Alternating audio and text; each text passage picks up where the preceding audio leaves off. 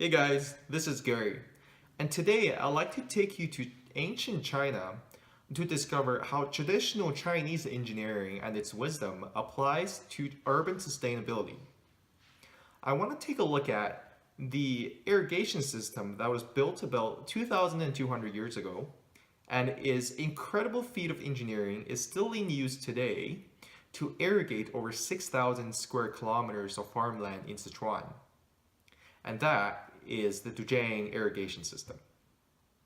So the reason I find this such an insightful topic is that the irrigation system solves the issue of sediment discharge and flood redirection that troubles even the hydraulic engineers today.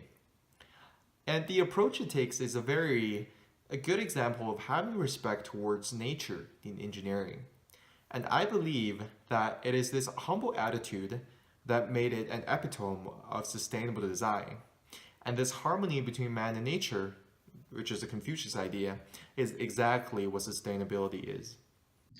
The Dujiang irrigation system was built as a hydraulic system to govern the Min River and to solve flood and drought problems created by the fast-flowing spring water melted from the local mountains that burst the banks when it reached the slower and narrower parts.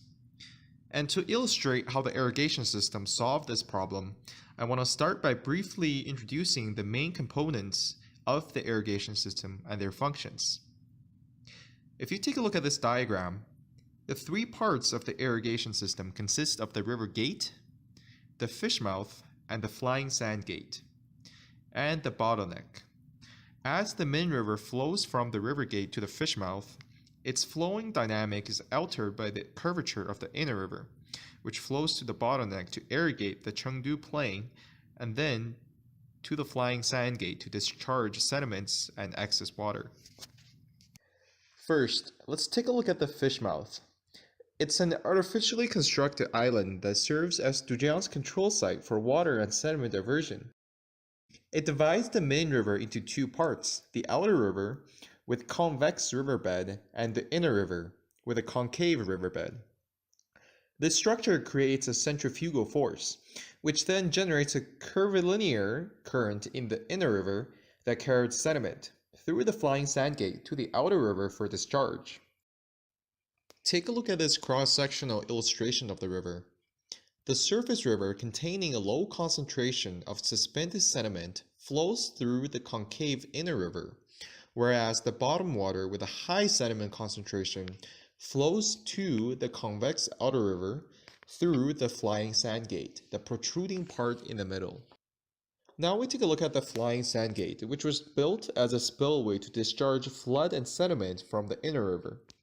When the irrigation demand for water is higher during dry seasons, the gate allows bamboo cages filled with stones to be added to raise the water level so that more water can be directed to the Chengdu plain through the bottleneck. The altitude of the gate is calculated so that during flood seasons, floodwater and sediment can also escape through the gate, preventing accumulation at the bottleneck. Lastly, we took a look at the bottleneck, which was literally dug out from a mountain. During dry seasons, the bottleneck redirects the water from the inner river to irrigate the Chengdu plain. Next, if we observe the structure of the bottleneck, it is cleverly constructed beside the concave cliff, such that during a major flood event, the main stream in the inner river runs straight into the concave cliff, causing a curvilinear flow and forming a transverse jet perpendicular to the water flow into the bottleneck.